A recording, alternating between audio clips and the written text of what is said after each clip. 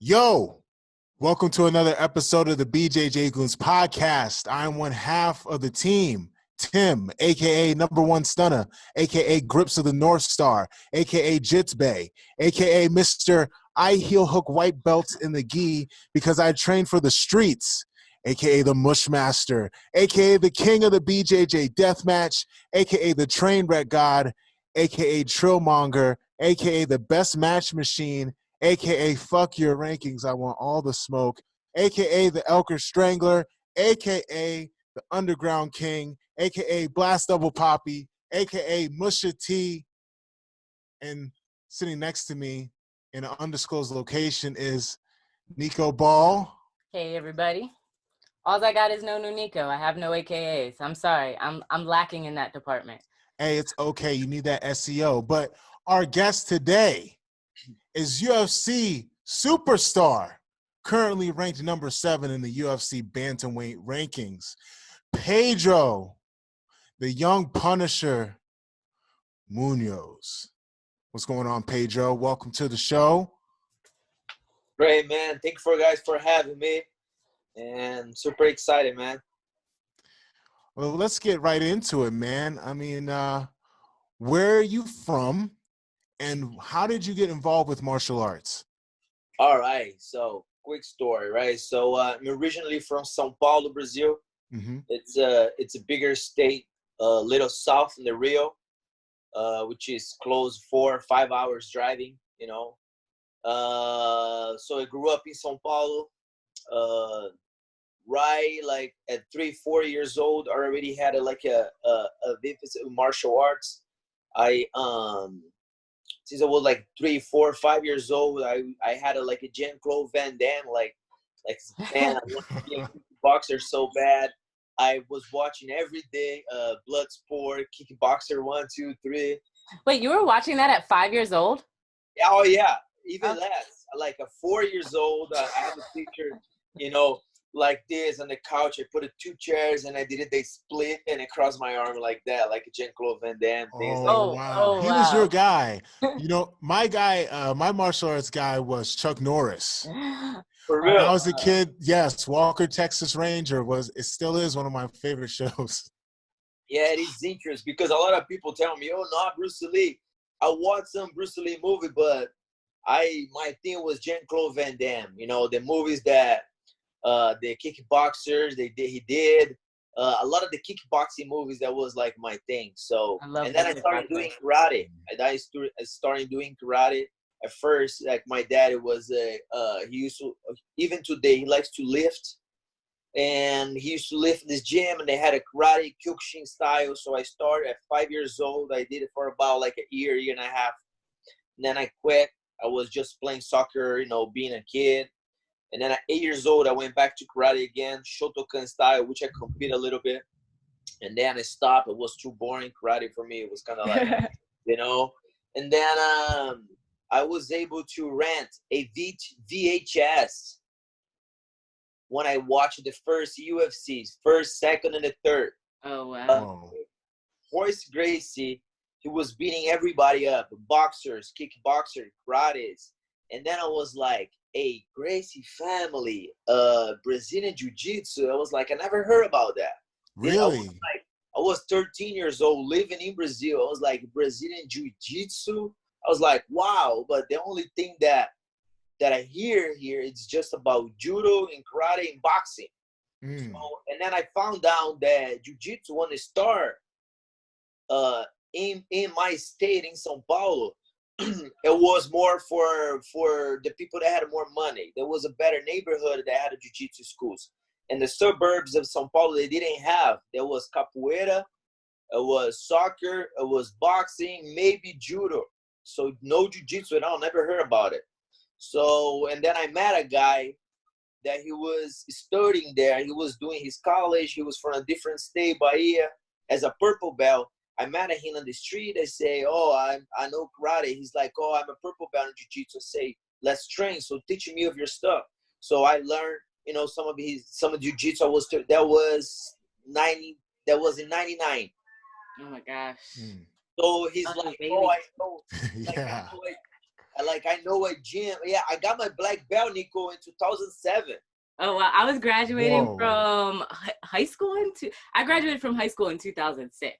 So I this is started training in 2006. I was 16. Yeah. 2006. So then I started training around 2006 too, would be like when I started training like in kickboxing. And that's when you got your black belt in jiu-jitsu. Wow. Okay. So and then Nico, he hooked me up with a guy in downtown in São Paulo. That he was literally like a jiu-jitsu academy. He was not charging us to do it. So I remember I was taking a bus and a subway and go to downtown because my parents, I grew up in the suburbs. It's Nico doesn't know São Paulo, right? Nico, more real? No, a lot of people don't know Sao Paulo. So I was gonna ask you the reference to make is like Brasileiros is in Sao Paulo, right? So how far away from you are you from the stadium? Like, because Sao Paulo is huge. Like, because even if you live in the city, because I've been there a couple times, like even if you live in the city, it's a really big city. It's not like Rio. And then like I've been out to like I think like Santa Clara where they have like a 9-9 academy. So Sao Paulo is like a huge state. So I know when you say Sao Paulo, that covers a large area. Yeah, when I say São Paulo, I mean the capital. It's what 99 is. Yeah. No, that is downtown São Paulo. And then besides São Paulo, we have the suburbs, and then we have the countries even farther. And also we have the coast in São Paulo, which is Guarujá, Praia Grande, Maresia. This is the beach. It's beautiful there. So I was a little bit far. So I was able to, to train jiu-jitsu at 13 years old. 6 months, less than 6 months later, I was competing as before adults. In Brazil, we call juvenil or infanto juvenil. Okay, we got that juvenile. Pre-birth. Like that's like green belt, yellow belt. Yellow. I got a yellow. I got orange, and then I got green before blue. Wow. Well, you went through every belt rank then. Every belt. I mean, I think that's the thing a lot of Americans don't understand is like these Brazilians start young. Like they go through all those belt ranks before they get to a blue belt and before they show up here in the US to kick your ass. Yeah, no, people say, "Oh, you got your black belt at 20 years old," but like at 13 years old, I was already competing, Yeah. So I was able to, to get a lot of experience in jiu-jitsu. I won a lot of the states.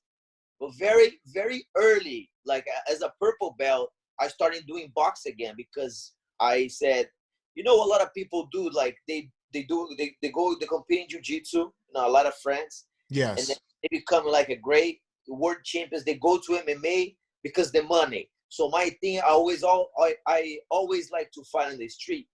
And I knew jiu-jitsu I was competing. So for me, MMA was actually my passion. Jiu-jitsu sometimes at tournaments, the guy was beating me by an advantage, and I want to fight them because I was like, dude, you don't even beat me. This is what you just did.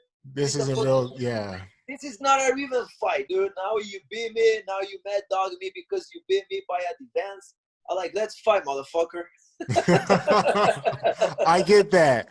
It's weird when I watch jiu-jitsu matches because, the guys are very macho and they're like really in your face and they'll get really hyped. They'll run into the middle of the mat and sit down.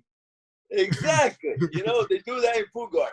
But I love jiu-jitsu. I'm always practicing jiu-jitsu. I'm always training, And so as a purple belt, like I say, I won a silver state champion in São Paulo. I was competing, not a lot on the works because I need money to travel to Rio. It was not easy back then, so I just stay local, competing like a local tournaments in São Paulo, which is a big capital. A lot of tournaments all the time. And as a purple belt, I started boxing again. So I boxed for about 1 year. While I was competing and training jiu-jitsu every day, I got my black belt from Barbosa. So I trained with Murilo Santana, Khalil, Cicero Costa, Leandro Lô, Thiago Alves. A lot of the guys out there, we got all the black belt at the same time. Wow. So while I was training in that place, also I was doing boxing. Those guys already knew. I fought amateur. I did like a few amateur boxing fights, and while I was training jiu-jitsu and that. So in the meantime, I met this guy from Cuba. He was there, Eugenio Fuentes. I don't know if you know him, Nico. And he was, I don't think so. He never went to Rio, did he? He went in Sao Paulo. So he was a Cuban guy that used to train the Cuban the Cuban national team in wrestling in Cuba. So he came in Brazil. He went to Sao Paulo. He got a job and he stays there. Yeah, so, Novo and Yao also had a Cuban boxing coach. There's a lot of sick Cuban boxers in Brazil. We have a lot of. Yeah. We have the boxing national team. The head coach is a Cuban guy, Paco. Whoa.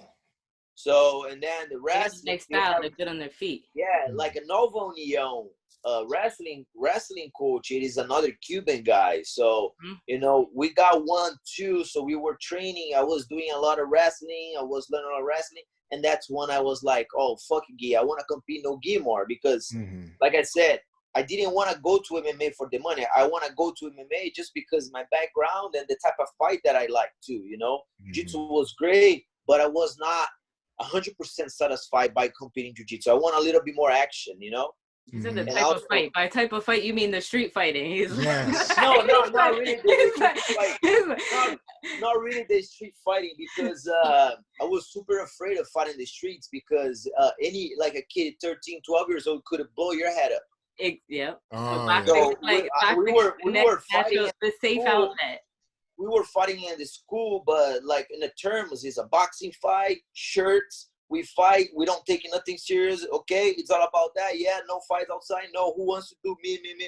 Put his shirts on both your hands and boom, fights. But on the street, no way. I was super afraid. I remember that. You know, I used to my backpack, like at 12, 11 years old, I used to have a small knife and just to protection, things like that. So fighting the streets, you know, it's completely different. And maybe that's the reason that, and I believe a lot of places in the United States like that too, because I spoke with a lot of people like from New York and like different places. They have places that you putting yourself in a bad situation like that. So I actually, like here in the United States, I didn't know that. But actually they have, like, you know, some places danger like that. So with that, I didn't want to fight in the street. So we were fighting like people from local gyms, things like that, doing like underground MMA fights, but that's dope. The gym thing only. So I was competing jiu-jitsu. So I got my black belt under Barboza in 2007. And in 2008, that was my last year in college. I graduated in physical education in 2008. You were doing all of this while in college. I was doing all of this in college. I didn't fight MMA. I didn't want to fight MMA while I was in college because I want to put some time in trainings and all that. But I was competing jiu-jitsu, and I did a few boxing amateur fights while I was in college. Was that difficult? Was it hard balancing school and training? It wasn't, because the only thing that I was doing, I was going to school in the morning. I was right after that. I was taking the public transportation and going to Barboza training jiu-jitsu, and then after that we were staying for the MMA training there. So Murilo Santana was a part of the training too when he fought a couple times in MMA. So Damian Maia used to train with us. Like a lot of good guys in Brazil. We were like, you know, meeting up everybody just in one gym. It was Barboza, because he was the guy that he was not the guy that was worried about like people coming to his gym from different teams. We were the first one that we did a connection. That's the reason that I know Tererê, because being a member of Barboza team, Tererê in Teles, they had a gym next street. So what they did, at Tuesdays, they used to go with us, and then Thursdays we used to train with them.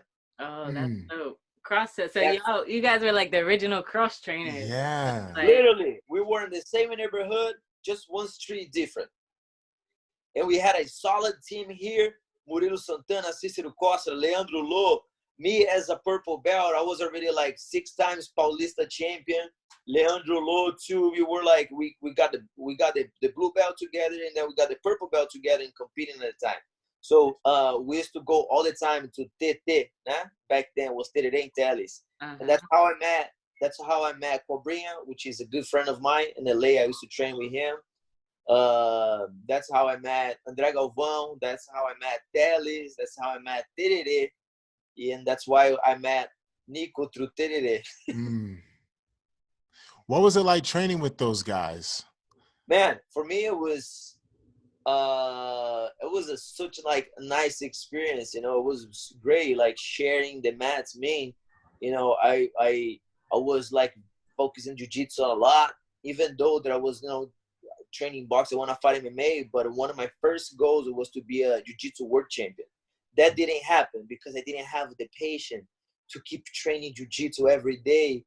Once I fall in love with the boxing, for me it was hard putting the gi, training to compete. I was competing a lot of no-gi. I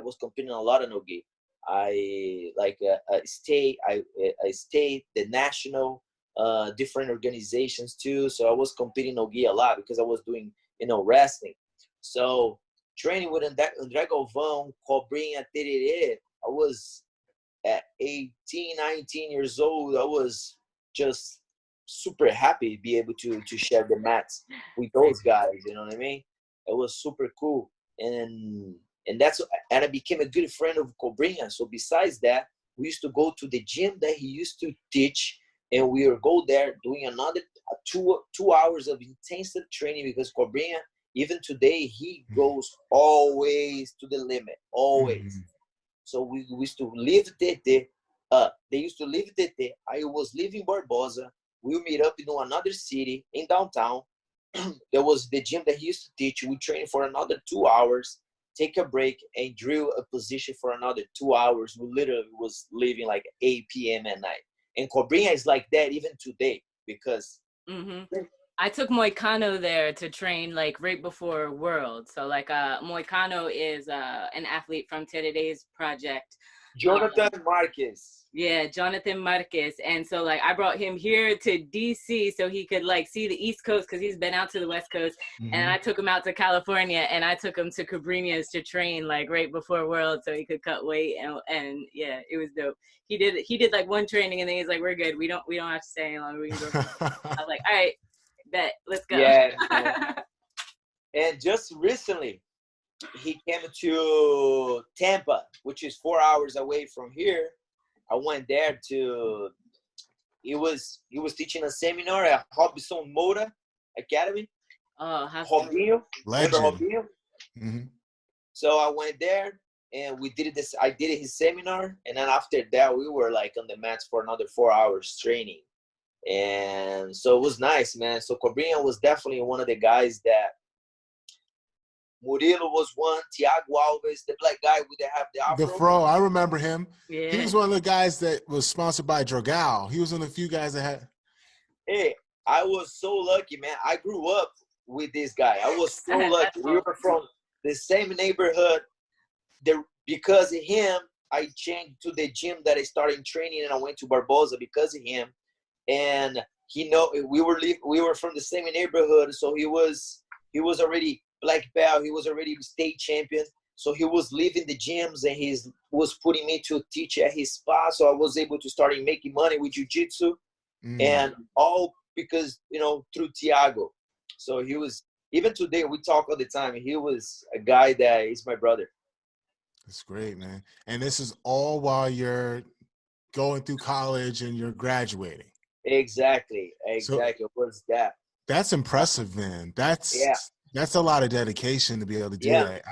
I went to college and still tried to train, and that was crazy. But the amount of training you did, that had to make a difference on the long term too.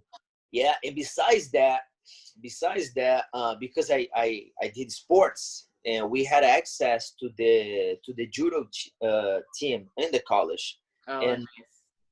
My class, what is it called? The guys that is in your class, is your classroom, your class roommate or something? What is Classmates. it called? Classmates. So my classmates was Diogo Almeida and Caio Almeida. Wow. Almeida, bro. For real.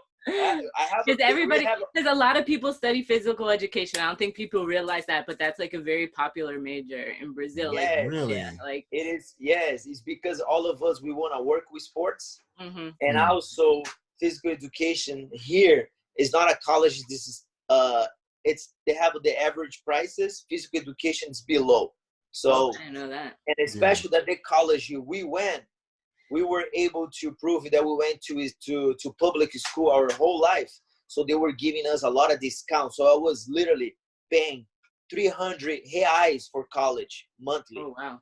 Ooh, that's And I got a bachelor's in kinesiology. So for me, it was definitely a blast, you know. Mm-hmm. Wow. Kinesiology. I can't even say it in English. I shouldn't even try to translate it. Kinesiology. It's Kinesiology. That's how you say it. I thought I said it was I don't know. Let me not like make a fool of myself.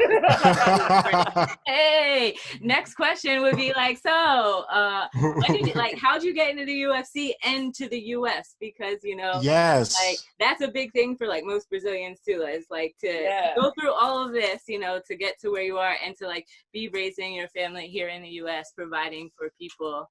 Like so Thiago, the Afro guy, the Afro hair, he was coming a lot to United States to compete at the Pan Ams, and I couldn't come to compete jiu-jitsu because literally I was making a little bit money because I was teaching at night, besides college I was going to train. It's like almost every day I used to teach at night. Brazil, how things go late. I remember my last class, I used to teach at 10:30 to midnight. 10 days. Oh, 10 is horrible. It was like class supposed to end at like 9 o'clock, 10:30, 11. Oh, this is early. Man. This is but early. But is the same way. So it's like, yeah. I used to teach like in gyms in downtown. They were like 24 hours. So literally, like sometimes I needed to make money. I was teaching until almost midnight. Hey. You gotta do what you gotta do. And then I was packed the class. Crazy. There's always some crazy kid that wants to learn something. So Thiago was here, so he was telling me, man, like MMA, you have to be there.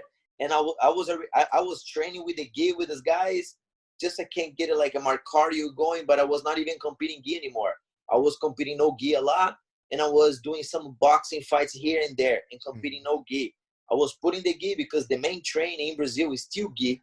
Nico, no. Nobody does that. It's so hard to find someone to train no gi. Even today, I go there. When it's like too hot, when it's like 90 degrees, they'll be like, yeah, no gi training. But it's the gi the main thing. So I was doing gi a lot with those guys, even though that I was, I got my black belt, and I didn't compete with the gi. I compete no gi a lot. I compete the state as a black belt. I compete the national as a black belt. I compete the Pan Ams here as a black belt. But with the gi, I didn't compete as a black belt. I competed until my brown belt.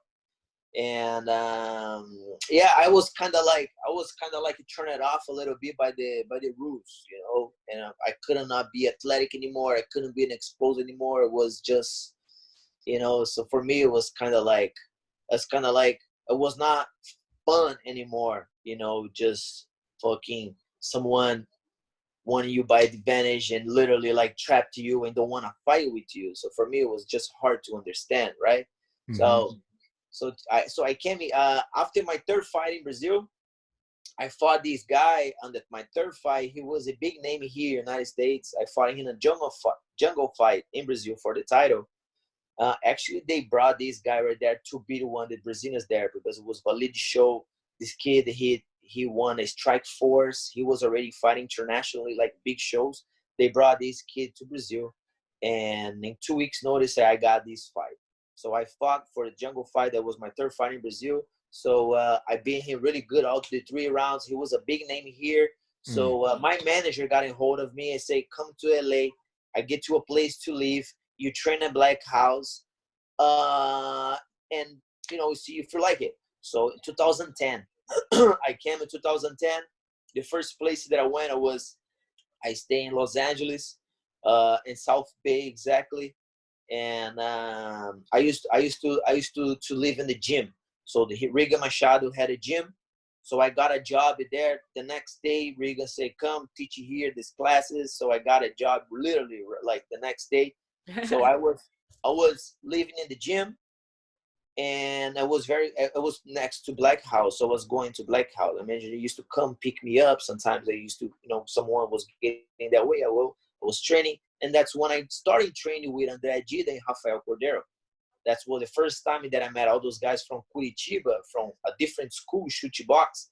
I started training with them. That's when I met them at Black House. So it was Lyoto Machida was there, Anderson Silva was there, Jose Aldo was going back and forth Brazil in Black House, bunch of the guys. So now I was right there at Black House. So now I was not even sharing the mats with like great jiu-jitsu guys. Now I was sharing the mats with Anderson Silva, Lyoto Machida, Nogueira brothers, all that. So for me, it was very nice. First year that I was in LA, I was two different organization champion. There was Respect in the Cage and the MMA Explosion. So, and then I signed later on in 2012, I signed with the LFA. There was RFA back then. So I fought twice. And then my third fight for the organization was the UFC veteran, Jeff Curran. So I beat him really good. So I was the champion and undefeated, 10-0. And we got an offer from Bellator. I denied the offer from Bellator because I want to be in UFC. So I knew the UFC was. Yeah. You just said, nah. Y'all not. No, y'all. literally. Had a goal and you were going to get to that goal. Yeah. So I got an offer literally the next week after I beat Jeff Kern. I got an offer to go to Bellator. And I thought about it, and then I denied. I said no. And then, 3 months later, UFC didn't call me.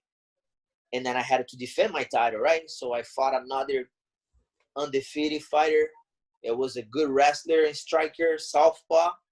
And then I beat him 24 seconds guillotine. What? That's how I was posting in the BJJ Goons group. Like, he has like this guillotine, the perfect guillotine instructional. I was watching that earlier today. Yeah. So I throw a push kick because he's southpaw and landed right there when the fight started. Ooh. And then he dropped. He felt it. He went backwards. I pressed into him. I clinched him. As I throw the knee, he shot for a takedown. And then I worked that in the guillotine a little bit, and I was able to submit him. So, and then I was 11-0, 7 submissions, and one knockout. And then that's when a week or 2 weeks later, we got a call from UFC to replace, if you were able to replace someone that a guy was, hurt the hand, and if I want to be able to fight, it was a guy, my first fight in 1 week notice. This was 2014. So 6 years later, I have the most submissions finished in my division, and the second or the third, I believe, is fastest submission in UFC history. That's incredible, man. All those years of hard work and they're paying off, man. That's incredible. Yeah, that was incredible. Man, what match or fight did you learn the most from? Every single one, dude. I have like every single fight like a Mortal Kombat. So you kill the guy and you get something from him, and then you kill the other guy, you get something from him. And that's how you build your power. You know what I mean? Yeah. I feel like that. I couldn't easily tell you right here, no, the best fight that I had was against the former champion, Cody Garbrandt. I was a huge underdog. They did that card. They put pictures of him, the whole Las Vegas. I was there with my family. Everybody was telling me that he was knocking me out, things like that. So I knocked him out in that fight. So that, could it be like the greatest fight. But to be honest with you, that was not even the biggest experience that I had. The biggest experience that I had was when I choked Robbie Font. For me, it was even danger than the Cody Garbrandt. And I rocked him with the left hook. He shot. I submitted him with one arm only, guillotine on the mount. So I do that very well. So I trapped, and what he did, he gave me the mount. So I went with him for the mounting, still locked. My feet was still locked. And then I trapped this. So I have some video that I showed that I will send you to. So I trapped right here, and then I push my stomach forward with this hand right here. I hyperextend my back. You have to see how desperate he taps. And I get people like that in the training all the time. One arm in, poof. They're just a beautiful technique. You get the arm in the right spot, the hip in the right. That's years of training. Like, honestly, I don't think you get a lot of attention, but if you look at like your story, you trained with the best of the best since you started. You've trained since basically your whole life. Like, you're a real life ninja, basically. So like when you do that crazy stuff, like I get it though. Like, but I'm surprised that you're not getting a lot of attention. And why haven't you been booked to fight lately? I mean, you're number 7 in the world, and bantamweight, I think you could win. Just like your skill set and your experience, that you're a title contender. Why haven't they booked you? Why haven't we heard about you? Yeah, actually, I was number 4 about last year, but I think it's politics. I think so. They started, even though I didn't fight, they started moving me up in the division. And then some people got ahead of me. Jose Aldo didn't fight. And then when he dropped to my division, he lost to Marlon Moraes, my teammate. And then even though he got ahead of me in the ranking because he was supposedly fight with Cejudo for the title, so because we know it's all politics and numbers, so they jumped me. I went to number 4 to number 6, and then they put it in at number 6. Now I'm number 7, but without fighting. Without fighting. So that's why people tell me about rankings and things like that. It's kind of like I was number 4, and then I move up. So but it's the past. It is what it is. I'm actually for the last 8 months has been really hard to give me a fight. So 4 guys already pulled off so far. First I was scheduled to fight Sadie Hagen. Sadie Hagen didn't want to fight, and then they offered a guy that was behind me in the ranking, Cody Stamen. He didn't accept the fight. And then another 2 names, but now I'm in negotiation. I believe the next couple of days is gonna be official, but I'm fighting June 11, Frankie Edgar. Oh, whoa! Wow. Hey. So then, like, because another thing we were gonna ask was like, what do you think about UFC come back? Like, and fight Island, like, because I'm not fighting Island.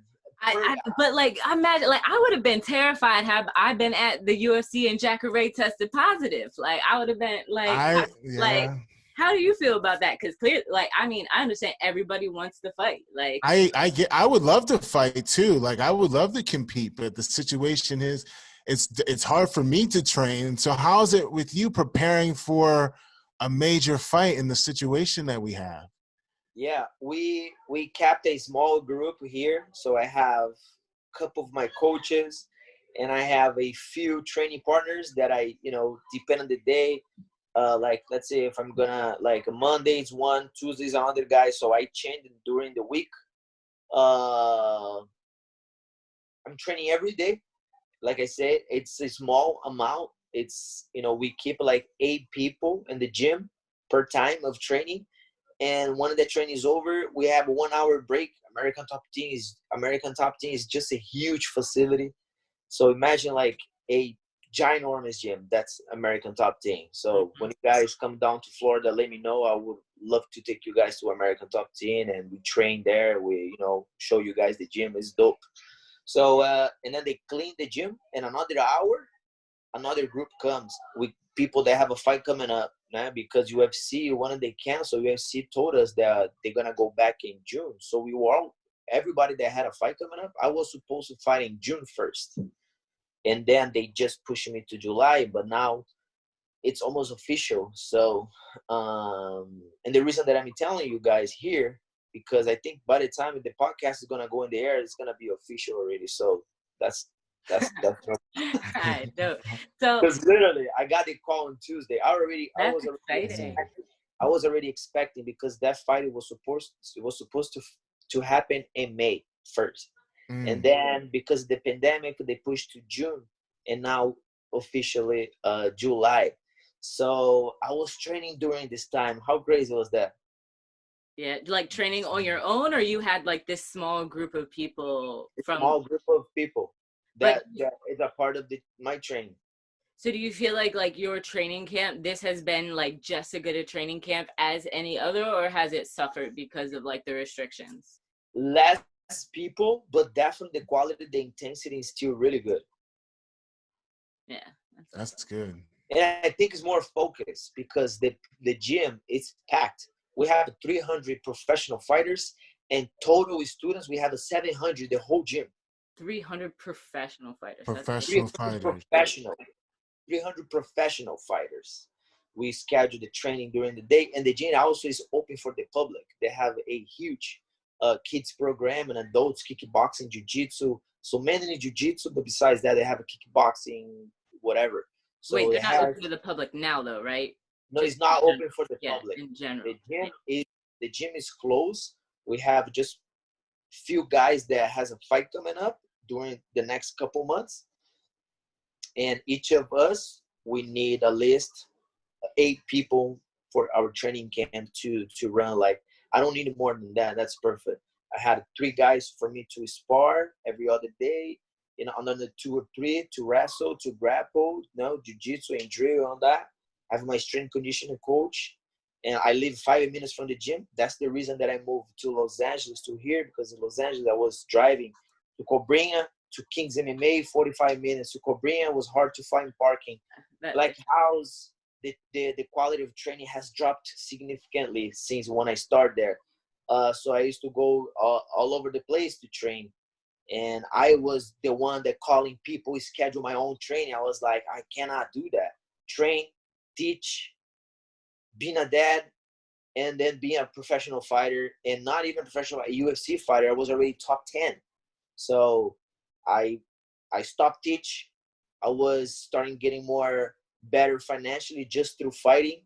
We don't have sponsorship, because the Reebok situation, but so I was able to negotiate my 3rd, my 4th contract with the company. So it was good. And then I take the decision to move my family here, which I met my wife in LA. She's originally from LA. She's American, and a lot of Brazilians here, they marry another Brazilian. So I went to the extremity. I say, let me do the opposite. Everyone does this. I'm going to do that. I want to be able to talk, to speak English, and become a citizen. Be smart. Smart move. Wow, man. So I'm really, man, congratulations on getting that fight, man. And I understand the whole thing of like, what's up, Miko? What's up? So I heard some strange noise at my front door, but that's somebody. Congratulations on getting that fight, man. Nico, do you have any more questions? Yeah, I had one thing that I wanted to ask you about, because I met you, and like, did I even meet you personally then? Me? Yeah, like, because I remember like you had contacted me when I was living in Rio, which is how like we met, because you were looking for a place to stay. You went. We met before, right after my fight in 2015. I fought in São Paulo, UFC São Paulo. It was huge. And then I took my wife first time in Rio. So we drove São Paulo to Rio. And then I went to Rio. So every time I'm in Rio, I go visit Tererê, because I know Tererê since they had the gym in São Paulo. Because you came back for a specific fight camp because you wanted to stay in the favela to be close with Tererê. No, we met before that.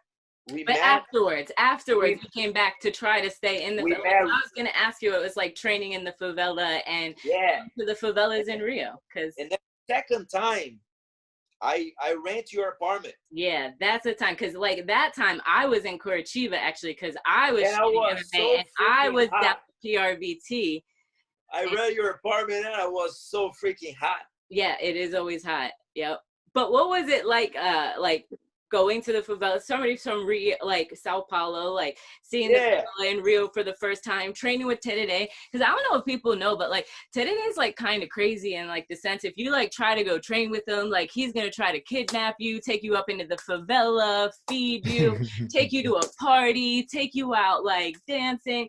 Tererê is kind of like crazy in that sense too. So I want to know, like, what was your experience training in the favela, and what is your favorite Terere story? Because Terere, I know if you've known Terere since TT, you have a good, crazy BJJ Goons appropriate Terere story. Yes, actually, I have been real like for like that project. I started going there when they start. It was just half of that size. We used to sleep there to compete the worlds, the mundial. It was way before. So when I went back 2015, I think I hadn't been there for the last 10 years. I think the last time that I've been there was 2005 when I competed the worlds as a brown belt. And then I went back 10 years later because I moved to the United States, and then I fought, and then I took a drive to Rio, and then that's when I met you.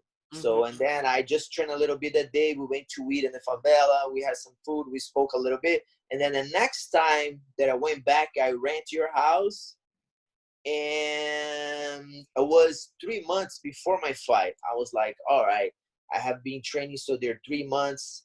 Okay, so I need like go in a place that I'm still active, but I'm gonna relax a little bit. So, and then that's when I took the 10 days trip to train, because I'm gonna just train box a little bit on with Claudio Coelho.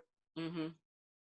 And I'm gonna do a little bit jiu-jitsu, relax a little bit, 10 days, relax, have some beer, see friends, and then come back in shape, because training, that humidity, hot, with Moicano, Terere, all those guys. So I'm gonna be like, dude, I'm gonna be lose at least like 10 pounds only with that hair.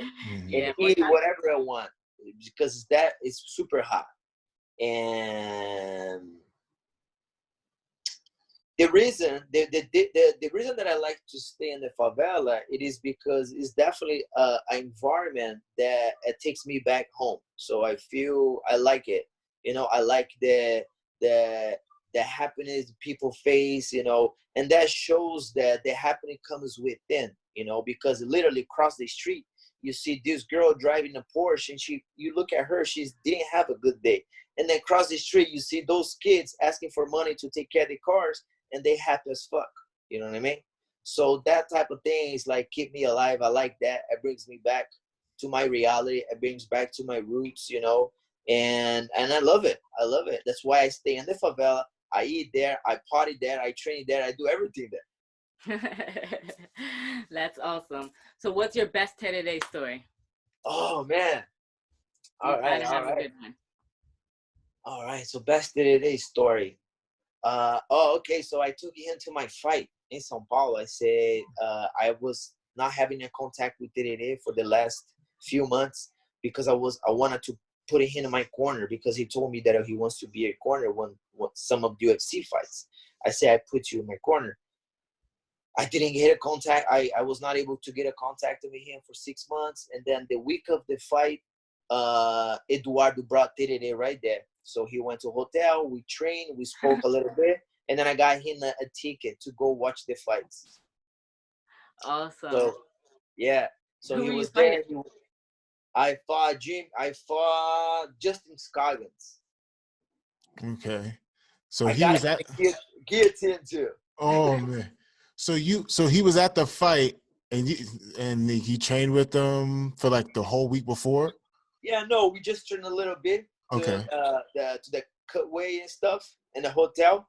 And we spoke a little bit. We spent time a little bit. It wasn't a fight week, so we couldn't go out, do anything. But there was a good moment. It brought me a lot of good energy. I fought very well.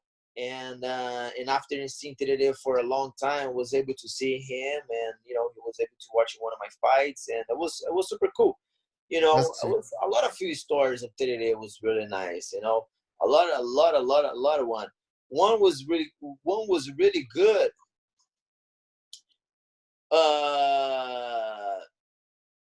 They took me to the rocks in Arpoador, and all these kids, they were jumping the rocks, But you have a very small gap to jump. Literally, if you miss like a half inch, you die. Yeah, I want to jump off those rocks because it's shallow, right? Like there's only a certain spot deep enough. Yeah. No. Like, yeah, no. like you have this space right here that you have to jump right there. And one of the wave comes, because if you come before you hit the floor. Did you jump? Like, no, I didn't Oh jump. my No, God. those kids, they were going crazy. They're Jumped. local, they're from there. They grew up doing that. I definitely didn't do it. Mm-hmm. So, and it was making fun that I didn't want to jump and things like that. But he didn't jump either. He didn't? Oh, he would try to get you to do something like that. And I would never do. I don't mess with heights, man. I don't mess with heights. It was not too high, but it's just a lot of rocks, and you have to go in the middle. I would never do that. No, I would never do that. I'm very, with that kind of stuff, I'm not very accurate. Like, you could teach me to fight, I'll fight, but anything that involves like skill where you have to like thread the needle. Me too, no. bro. You know why? Because we have a lot to lose, man. You know, we don't want to fucking breaking legs, and then what we're gonna do with our life? Yeah. Can't fight. That's why I don't have a motorcycle. I know multiple friends that have motorcycles. Like Muhammad has a motorcycle. I'm like, bro, you're like one of the best in the world. Why risk it? Exactly, man. Here, a friend of mine, T-Bao, Gleison T-Bao, jiu-jitsu guy too, take a lot of guys down. He was known for the best takedowns in UFC. Him keeping telling me all the time, bro, buy a motorcycle, man. Let's cruise to the Keys. That we go here, Florida, South Florida, and we go through the Keys, right? You pass Miami, go through the Keys. And you actually at night, you can see Cuba, things like that. I was like, bro, why? Man, motorcycle. Like, no fucking way. And then I told him recently, I say, hey, man, I did a nice purchase. And he's like, did you buy a motorcycle? I say, no, bro, I bought a nice boat for us. So now we're going to cruise the ocean. Hey, we can't go to the Keys, but we're in the water. Cheaper, a lot more fun. A lot more fun. So is there anything that you'd like to promote besides your upcoming fight with Frankie? Oh, man. Actually, I'm glad you say that, because until right now, I haven't told the people my next project yet. Just like very close friends know, my wife, things like that. But I'm starting working in the music industry. And I grew up listening to rap. I kind of don't like the funky in Brazil, the new school, So what I'm trying to do is mix it up a little bit with the reggaeton beat that they have here on the South. The Caribbean style with the reggaeton. They don't a lot of big names out there. Nicky Jam, Daddy Yankee, J Balvin, Bad Bunny, Maluma, all those guys, and all those guys in Brazil, they're funky. So right now, one girl, Anitta, she's starting bringing that hit right here, and also starting like mix it up, all this stuff. And that's the idea that I have it, even before watching her documentary that I watched last night. So that's the idea I have. I want to be able to use a little bit of the beat of the reggaeton and the Caribbean, and here, this part of the United States, especially Miami, take that to Brazil in Portuguese. So I already got a producer. I already got those guys. We already sing. We already rap some of the songs. And we're starting, like, we're in the middle of doing that as well. So, yeah, I think really it's super cool, man. Yeah, I'm interested. I see the vision, man. That sounds like a great sound. It is, man. It is. I have it on my phone, and it's super cool. And actually, yesterday, that was the first time that I recorded just to try and doing all this stuff. That was dope. That's what's up, man. Maybe you can make your own walkout music, man. That's what's going to happen for my next fight. I'm going to walk out with my own rap. Awesome. That's what's up. That's like Roy Jones Jr. Yes. That's what's up. So, if you go, I'm going to follow you. But if you go in my page, it was a while ago, I put that music as a nice beat. And if you listen with the headphones, it's even better, the quality of the song. It tells a little bit about my story. And like 2 minutes, they have a nice beat.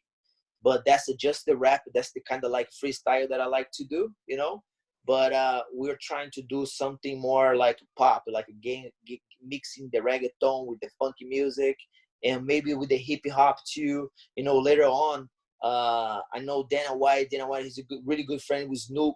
See if we can do something. He sings in English. I rap in Portuguese. Came up with something. He'd be down, especially after he sees you fight.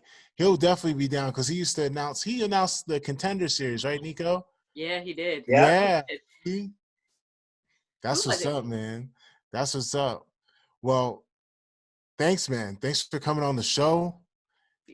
This has been very educational. Yeah, I appreciate it. It's been one of the most entertaining podcasts since COVID dropped, since quarantine. For sure. Definitely. I just want to say thanks again. Everybody that's listening, you can follow me at Tim Spriggs BJJ on Instagram and Facebook. Please like, share, subscribe to the podcast. 5 stars on iTunes if you can. Also, I do virtual coaching. I do mind maps and match critiques. So please go to timspriggsbjj.com to get my virtual coaching program. Nico. All right, you can follow me on Instagram at No New Nico or Favela Jiu-Jitsu. We have favelajujitsu.com. We got new merch. I actually have new face masks that I came out with that I just found. So I'm going to drop these face masks when we drop the new episode on Monday or whenever. And Pedro? Great. For me, like, again, it was great, satisfaction to be with you guys, be able to spread a little bit of my story, a little bit of knowledge, and, be able to talk with you guys. And, yeah, I'm going to follow you, Tim. Man, I have been watching a lot of your matches, I don't compete anymore, but I like jiu-jitsu, it's like I grew up doing, so it's my passion. I have just a lot of friends out there, and I watch it, man, and, and I heard good things about your skills as well. And Nico, you're the best. Thank you again for the invitation, and you guys can count on me anytime to be a part of your show. All right. Thanks again. Peace out, everybody.